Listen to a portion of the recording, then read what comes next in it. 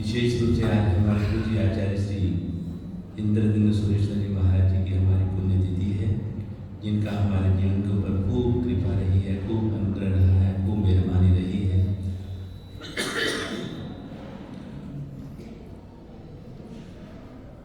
काफ़ी उनके जीवन की विशेषताएं हैं, लेकिन समय की मर्यादा को देखते हुए हम जो भी हमारे कार्यक्रम है उसी के अनुसार हम लोग करेंगे, तो 2 लेने को बुरा लीजिएगा। ये लक्ष्य रखिएगा, गुरु को हम माता जी भी कहते हैं, पिताजी भी कहते हैं, और गुरु तो है जी होते ही।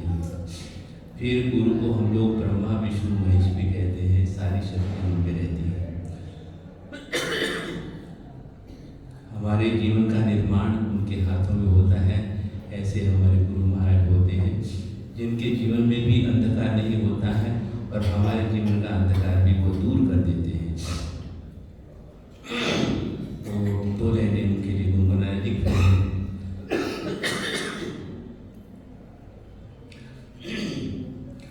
सिंपल सी लाइनें हैं, कोई विशेष वो नहीं है, सभी मिलकर के बोलेंगे तो अच्छा रहेगा। गुरु मात पिता गुरु बंधु सखा, तेरे चरणों में स्वामी मेरा कोटि प्रणाम। गुरु मात पिता गुरु बंधु सखा, तेरे चरणों में कोटि प्रणाम। कोई नहीं, धीरे धीरे बोलेगा, नहीं लेने हैं। गुरु मात पिता गुरु बंधु सखा, तेरे चरणों में स्वामी मेरा कोटि प्रणाम। गुरु मात पिता गुरु बंधु सखा, तेरे चरणों में स्वामी मेरा कोटि प्रणाम। गुरु मात पिता गुरु बंधु सखा, तेरे चरणों में स्वामी मेरा कोटि प्रणाम। गुरु मात पिता गुरु बंधु सखा, तेरे चरणों में स्वामी मेरा कोटि प्रणाम। तेरे चरणों में स्वामी मेरा कोटि प्रणाम। प्राणनाथ तुम्ही प्रियतम हो, तुम्ही प्राणनाथ तुम्ही प्रियतम हो, तुम्ही प्राणनाथ तुम्ही प्रियतम हो, तुम्ही तेरे चरणों में स्वामी मेरा कोटि प्रणाम। तेरे चरणों में स्वामी मेरा कोटि प्रणाम।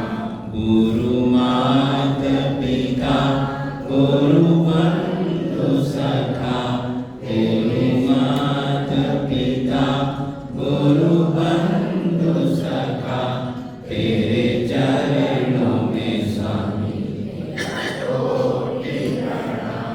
प्रियतम हो तुम्ही प्राणनाथ तुम्ही, प्रियतम हो तुम्ही प्राणनाथ तुम्ही, तेरे चरणों में स्वामी मेरा कोटि प्रणाम। तेरे चरणों में स्वामी मेरा कोटि प्रणाम। तेरे चरणों में स्वामी मेरा कोटि प्रणाम। सभी यात्रीगण, आराधक सभी सुसादा में हो। सभी बोलेगा, सभी बोलेगा, सभी बोलेगा। पहले मैं पूछूंगा, फिर हमारे भाई साहब पूछते हैं। हमारे नाम क्या है? भरत जी। भरत नाम है? तेज पारी। तो सभी मिलकर के बोलेगा। सभी यात्रीगण, आराधक, तपस्या सभी सुसादा में है। चलो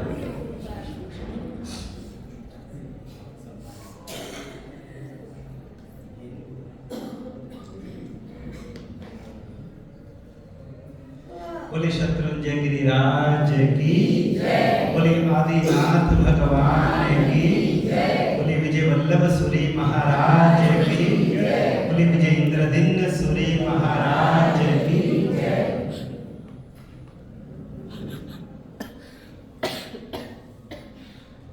ओंकार बिंदु संयुक्तं नित्यं ध्यायन्ति योगिनः कामदं मोक्षदं चैव ओंकाराय नमो नमः।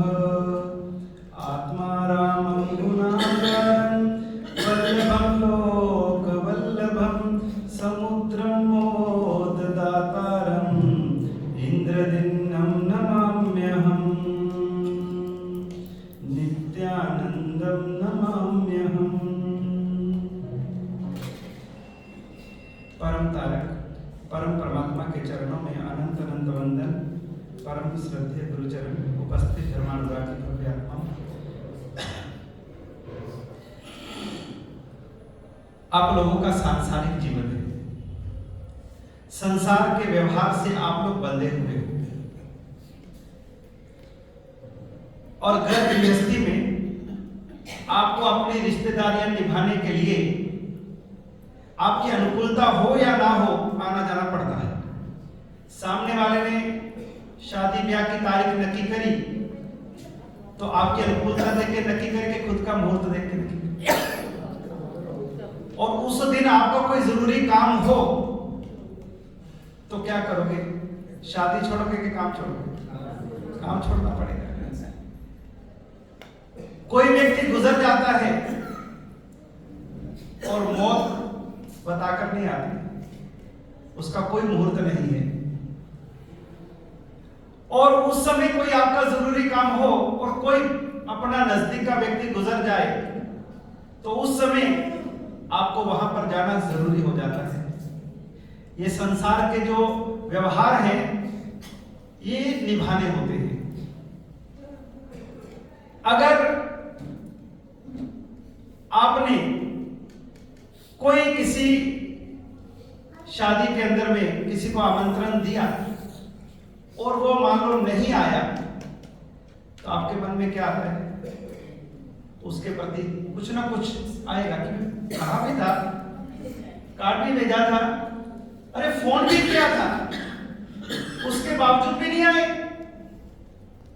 अगर आपने अपनी कोई नई फैक्ट्री खोली, दुकान खोला, मकान का मुहूर्त किया और आपने बुलाया और वो नहीं आए, तब भी आपके मन में उनके प्रति कुछ मन के अंदर आ सकता है, क्योंकि संसार में बैठे हैं।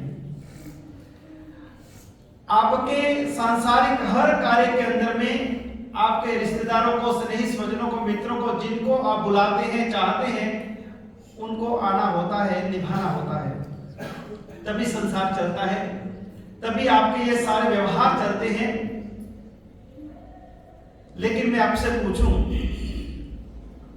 कि अगर आपके घर में बेटे की शादी है, आपके घर में बेटे या बेटी की शादी है और आपके कोई बहुत ही नजदीक के कोई गुरु महाराज हैं या आपके माने हुए गुरु महाराज हैं, अगर वो शादी में ना आए तो आपको कुछ होता है?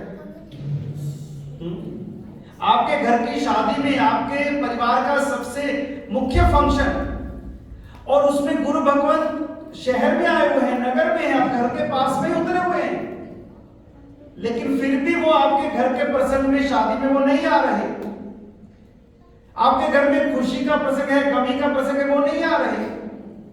आपके दुकान, मकान, फैक्ट्री का मुहूर्त है, वो नहीं आ रहे। तो ना तो वो आपके किसी शादी के प्रसंग में काम लगते हैं, ना किसी गमी के प्रसंग में काम लगते हैं, न फैक्ट्री, दुकान, मकान के मुहूर्त में काम लगते हैं। घर में बच्चा पैदा हुआ तब भी कोई गुरु भगवंत आकर के बधाई देने नहीं आते।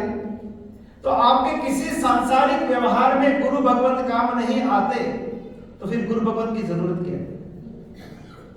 आपकी लाइफ में गुरु भगवंत की जरूरत क्या है? कोई जरूरत?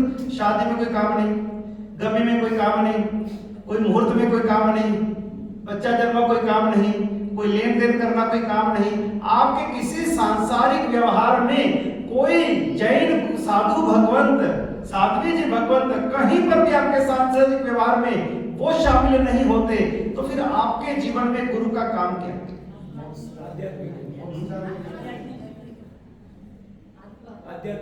आध्यात्मिकता के लिए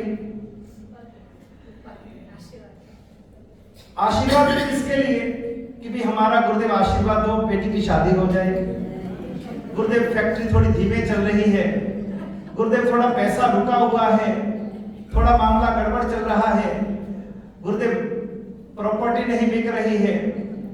तो यहां पर आकर के भी सांसारिक ही व्यवहार, यहां पर भी वही याद आता है।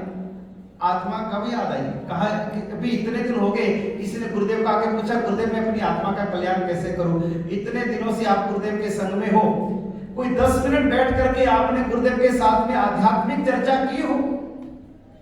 ये थोड़ी कि यात्रा के आने के बाद में आपके पास में इतनी भी फुर्सत नहीं कि आप 10 मिनट गुरुदेव के पास बैठ के कुछ आध्यात्मिक, केवल आध्यात्मिक का तो केवल नाम रह गया, आत्मा तो केवल नाम रह गया। गुरुदेव बाजू में हैं, उनके लिए फुर्सत नहीं, और बाहर खड़े होकर के फोन पे 1-1 घंटा फुर्सत नहीं। सीसीटीवी कैमरे में एक-एक को देख सकते हैं कौन कहां बात कर रहा है। फोन के ऊपर में आपको सारी फुर्सत है, लेकिन जिनकी निश्रा में जहां पर रह रहे उनके साथ बैठ करके आत्मा की चर्चा की, गुरुदेव मैं इतने जन्मों से भटक रहा हूं, जन्म मरण कर रहा हूं, कोई गति नहीं छोड़ी, कोई योनि नहीं छोड़ी, मेरी आत्मा का कल्याण कैसे होगा? गुरुदेव मुझे मार्ग बताओ। आज तक कभी किसी ने ऐसा प्रश्न पूछा ही नहीं, कोई नहीं पूछने वाला। सांसारिक व्यवहार की चीजें आपको समझ में आती हैं, लेकिन आध्यात्मिक मार्ग की चीजें समझ में आ भी जाएं तब भी उनसे दूर रहते हैं। कोरोना में जैसे एक दूसरे से दूर रहते थे ना, ऐसे आप हमसे दूर रहते हैं। गुरु की जरूरत, कहते हैं जिसके जीवन में गुरु नहीं उसका जीवन शुरू नहीं। हम जिस व्यवहार में जी रहे हैं वो सारा जीवन हमारा अंधकार से भरा हुआ है। जो भी हम जीवन के अंदर में कर रहे हैं, निभा रहे हैं, वो केवल और केवल, मात्र और मात्र हमारे संसार को बढ़ाने वाला है, जन्म मरण को बढ़ाने वाला है, हमारे दुखों की परंपरा को बढ़ाने वाला है। हम एक दुख तो दूर नहीं कर सकते और उसके सामने अनंत दुखों की परंपरा को और पैदा कर लेते हैं। और गुरु इसलिए चाहिए कि वो गुरु हमारे जन्म और परंपरा की मिटाने के लिए हमारा मार्गदर्शन करे। कब तक भटकते रहेंगे? कब तक यूं ही जीवन की यात्रा करते रहेंगे? हमारे जिंदगी का 99 का चक्कर, 99 का चक्कर तो हमारी जिंदगी का चल रहा है। ये 99 की यात्रा पूरी हो जाएगी, लेकिन जीवन की 99 की यात्रा कभी पूरी होगी? सारे लोग 99 के फेर में पड़े, सारी दुनिया 99 के फेर में पड़ी। जिसके पास 99 है वो इसीलिए दौड़ लगा रहा है कि 1 रुपया और इकट्ठा कर लो, 100 का पत्ता पूरा हो जाए। किसी के पास में 999 है, वो 1 रुपया और डाल के 1000 करना चाहता है। किसी के पास 9999 है, वो भी एक की दौड़ में है कि 10,000 पूरा हो जाए। और ना किसी का 100 पूरा हुआ, ना 1000, ना 10,000, ना लाख, 99 का गेट चल रहा है। ये 99 की यात्रा तो आपकी पूरी हो जाएगी, लेकिन हमारी 99 की यात्रा, वो 99 की यात्रा से बाहर निकालने वाले, 84 लाख जीवा योनियों में से बाहर निकालने वाला तत्व गुरु है। दुखों की परंपरा का अंत करवाने वाला, अंधकार से उजाले की ओर ले जाने वाला गुरु है। सिख संप्रदाय में गुरु नानक हुए और उन्होंने कहा, जे 100 चंदा उगवही सूरज चढ़ी 1000, एक चानन हो दिया था गुरु बिन घोर अंधा। कि यदि इस जगत में अगर 100 चंद्रमा भी उदित हो जाए और यदि 100,000 सूर्य भी उदित हो जाए और इतना प्रकाश इस ब्रह्मांड में हो जाए, तब भी क्या है?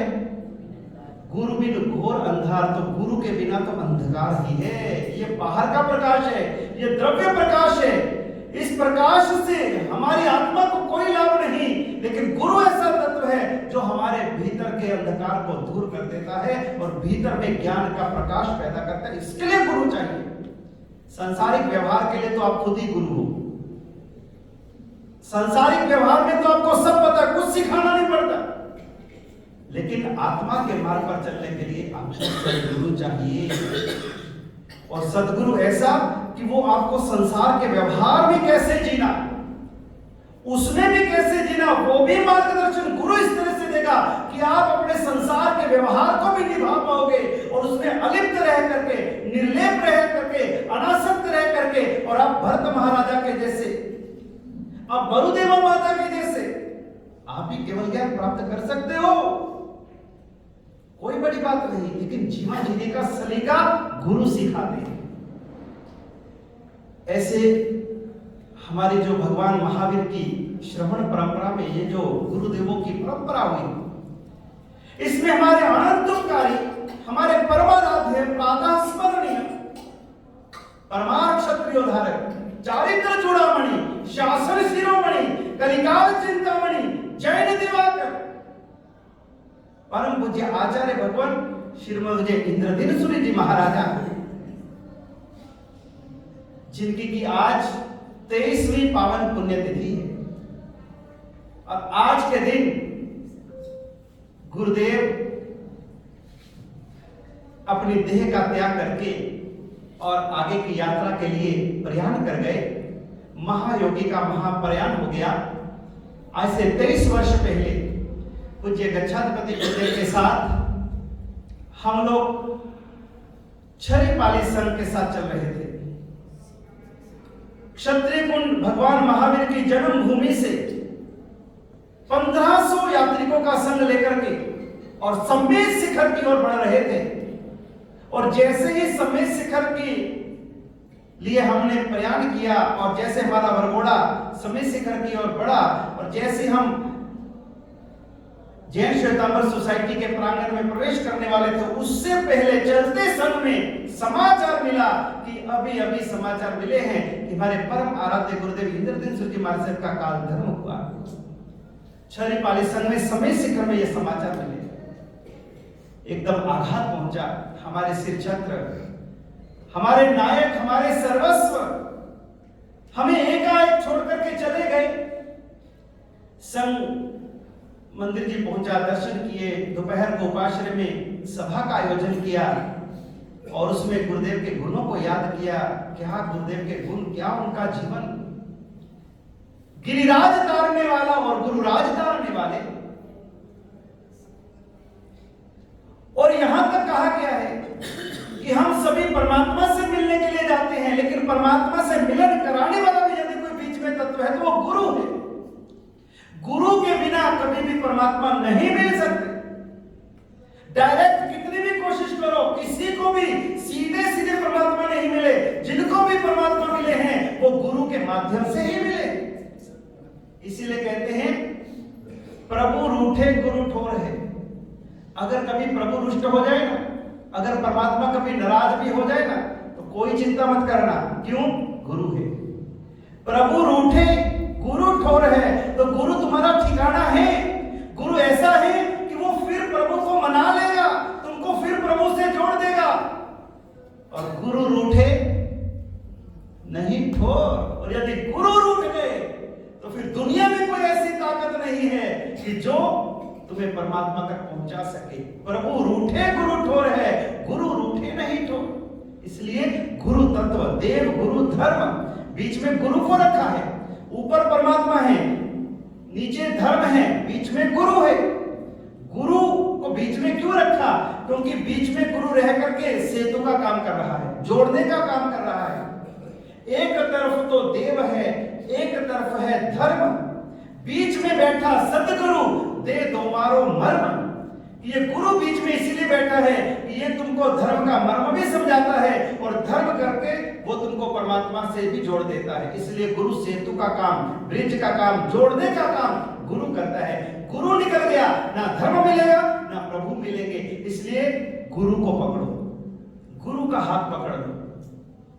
गुरु अपने आप तुमको संसार से पार उतार देगा, पता भी नहीं चलेगा किस समय गुरु की निगाह कर्म हो जाए और किस समय तुम्हारी आत्मा का उद्धार हो जाए।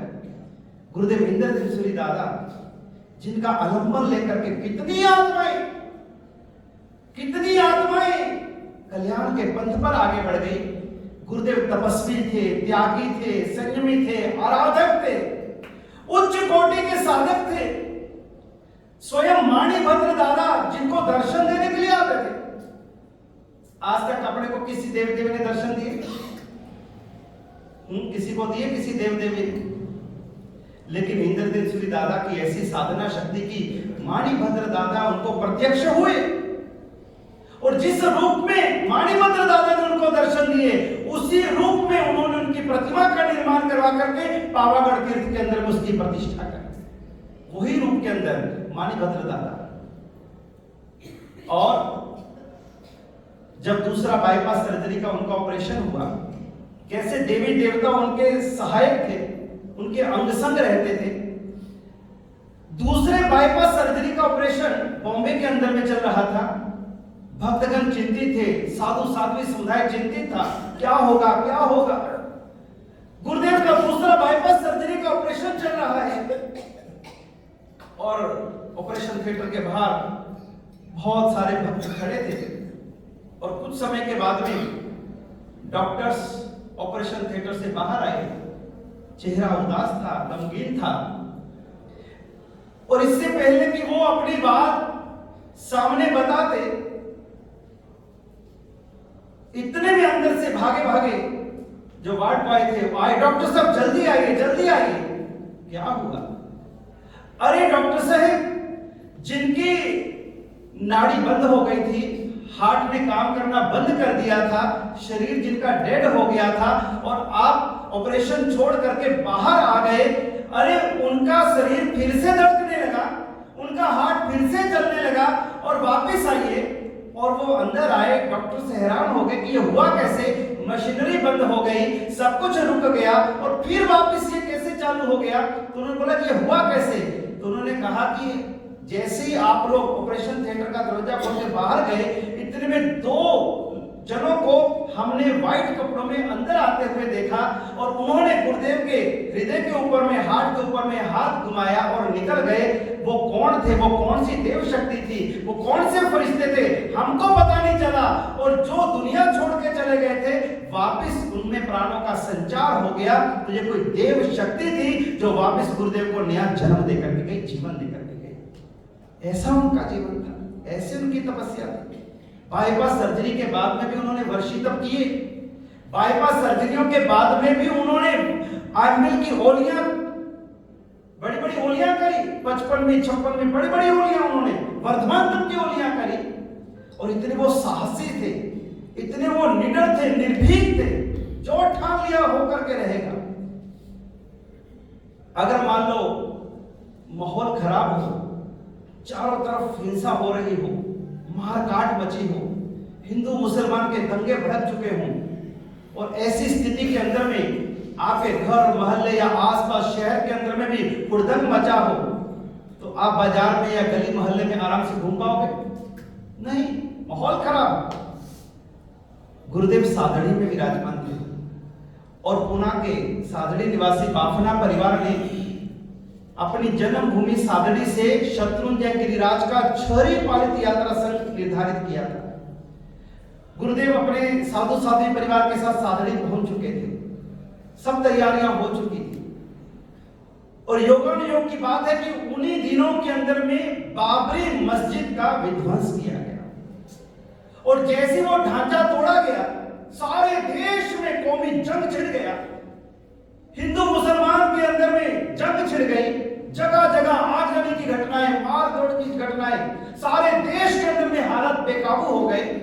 और ऐसी स्थिति के अंदर में जितने भी भारत के अंदर में जितने भी धार्मिक आयोजन थे, जितने 6वीं पालित यात्रा संघ थे, सब कैंसल, सब कैंसल, सब कैंसल।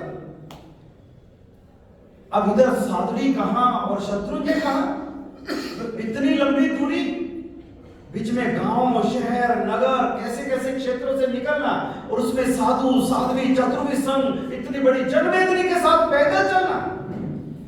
गुरुदेव को विनती की, गुरुदेव हालत बहुत खराब है, गुरुदेव बाहर आगजनी हो रही है, मारकाट हो रही है, दंगे हो रहे हैं, फसाद हो रहे हैं, गुरुदेव कृपा करके गुरुदेव कैंसिल कर दीजिए, संघ को कैंसिल कर दीजिए।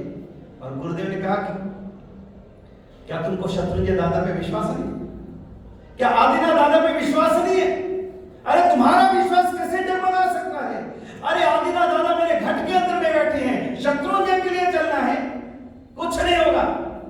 अरे गुरुदेव कृपा करो गुरुदेव, कुछ हो गया तो संपत्ति भी, पारिवारिक जन भी, लोग भी, सब वहां के एमपी आए बनाने के लिए, एमएलए आए बनाने के लिए, बड़े बड़े लोग आए बनाने के लिए, गुरुदेव कैंसिल कर दो। गुरुदेव ने एक ही बात कही, मैंने जो मुहूर्त दिया है उस मुहूर्त के ऊपर में मैं डंडा लेकर के चल पड़ूंगा, जिसको आना आए, जिसको नहीं आना ना आए, मैं निकल जाऊंगा। और गुरुदेव अपने वचन के पक्के, कोई परवाह नहीं करेंगे। और ऐसी स्थिति में केवल शत्रुंजय दादा का ध्यान धरते हुए मद नयनों में दादा को विराजमान करके, आज हमारी श्रद्धा कैसी, ऐसी श्रद्धा, थोड़ा बहुत भी कुछ है तो डगमगा जाते हैं। दादा याद नहीं आते, फोन कर, मम्मी मेरे ठीक नहीं है, मम्मी बहुत दुख है, पापा बहुत है। अरे आदिनाथ दादा को बोलो ना, ये बड़ी मम्मी बैठी, यहाँ पे मम्मियों की मम्मी, बड़ी मम्मी बैठी, बड़े पापा ऊपर बैठे, पापा के भी पापा के दादा बैठे ऊपर। उनको नहीं कहेंगे, घर जाके बोलेंगे। तो विश्वास कहाँ है? गुरुदेव को दृढ़ विश्वास था, जो होगा देखा जाएगा।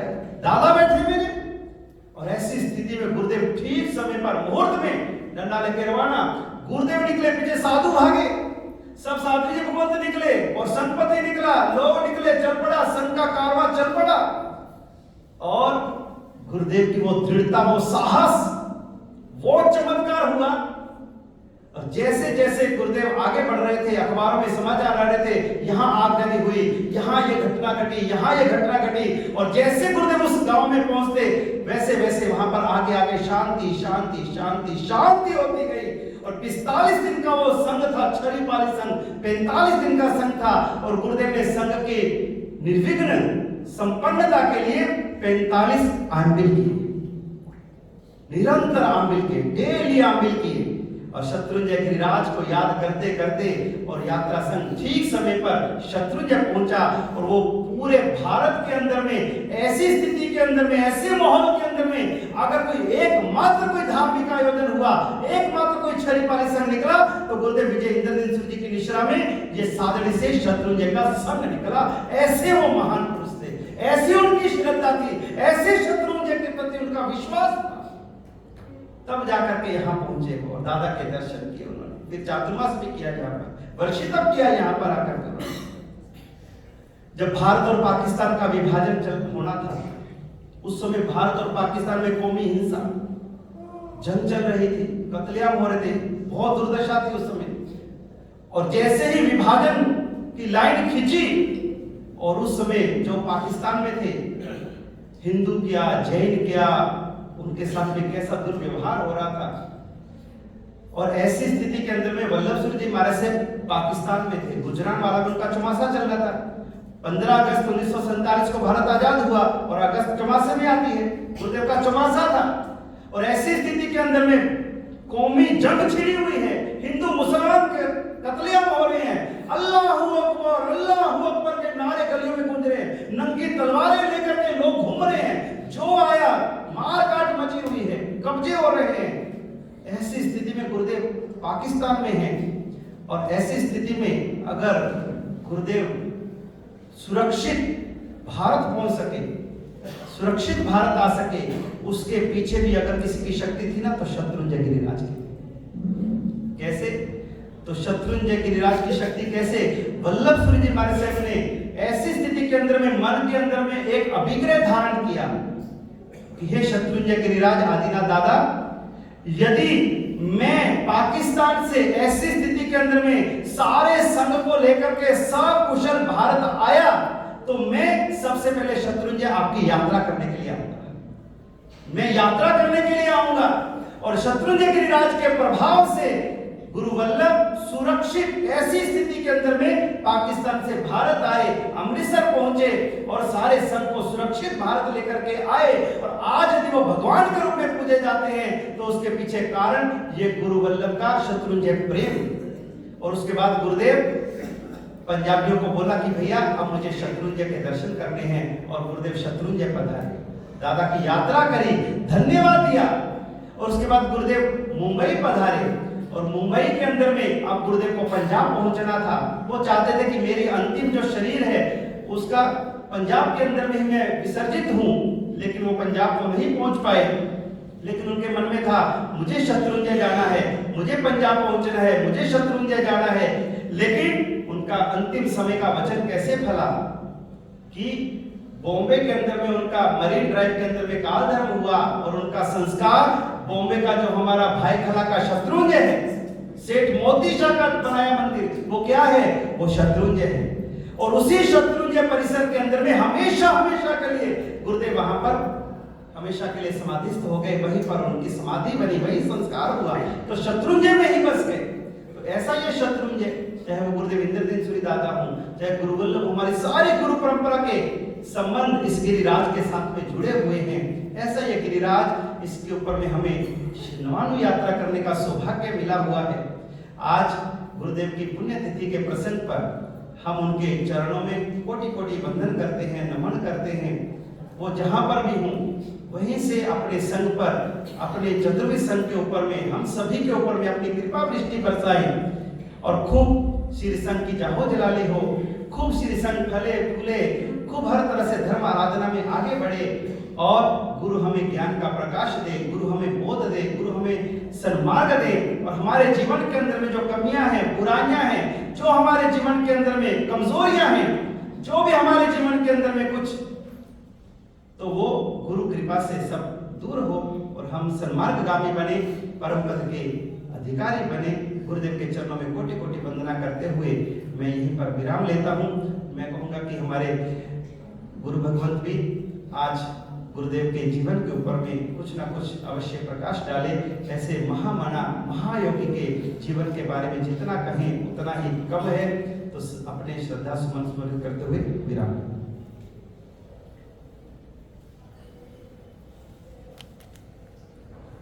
परीक्षा लेने वाले भाई बहन कृपया हाथ जोड़ दीजिएगा।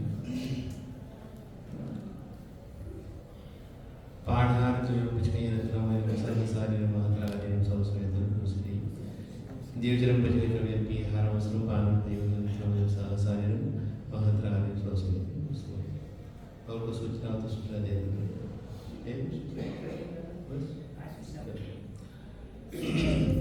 जिस देश में जिस वेश में परिवेश में रहो आदि शरम आदि शरम आदि शरम कहो।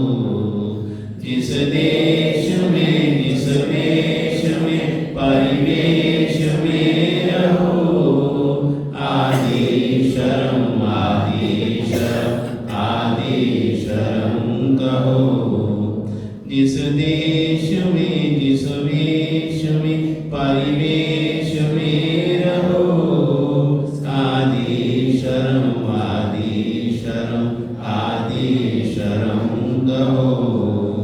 जिस देश में जिस वेश में परिवेश में रहो संखे शरम संखे शरम कहो। जिस देश में जिस वेश में परिवेश में रहो संखे शरम शरम कहो।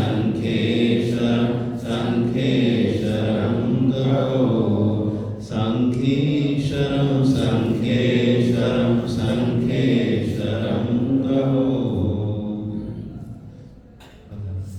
गुरुदेव की पुण्यतिथि के निमित्त कल 22 तारीख को पूज्य बड़े भैया आचार्य भगवान श्री गोविंद जी आनंद महोत्सव के निश्रा में हमारे पालिताना में जितने भी आचार्य भगवान साधु साधु जी भगवंत विराजमान हैं हजारों की संख्या में, तो उनके स्वास्थ्य के लिए एक मेडिकल कैंप का आयोजन जीतो संस्था के माध्यम से चेन्नई विंग के द्वारा, लेडीज चेन्नई विंग जीतो चैप्टर चेन्नई, उनकी तरफ से कल गिरी विहार आरएमडी हॉस्पिटल के प्रांगण में लगाया जा रहा है। सुबह 8:30 बजे वह कैंप स्टार्ट होगा। तो पूज्य गुरुदेव सुबह उसका शुभारंभ करने के लिए वहाँ पर पधारेंगे और साधु साधु जी भगवान को कोई भी किसी भी तरह का अगर अपना कोई चेकअप कराना हो तो उसके लिए पूरे पालिताना केंद्र में समाचार दिए हैं, सभी उसमें लाभान्वित हैं। मंगलवार। आज अपने यहाँ जो नवाणु चल रही है उसमें आज छठ करके सात यात्रा करने वाले 8 भाग्यशाली महानुभाव माताएं बहनें थे। सभी की हृदय से सुख शांति पूछते हुए अनुमोदना करते हैं। मंगलवार। आज के प्रभाव उपसर्गाचयं यान्ति